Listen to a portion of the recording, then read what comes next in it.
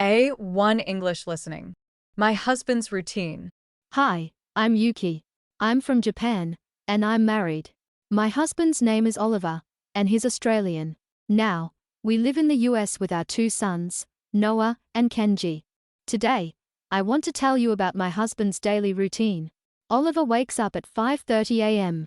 Then, he cooks breakfast for the family. At 7 o'clock, he takes a shower and gets dressed. At 7:45 a.m., he leaves home and goes to work. He starts work at 9 o'clock. He has lunch at 12:30 p.m. He finishes work at 5 o'clock and gets home at 6 o'clock. After work, he spends time with his family. We usually ride bikes or take a walk in the neighborhood. Then, we go home for dinner. We have dinner at 8 o'clock. After dinner, Oliver washes the dishes, and we watch TV together. At 10 o'clock, the children go to bed. Then, Oliver and I go to our room. We usually talk about our days and read a book. We go to bed at 11:30 p.m.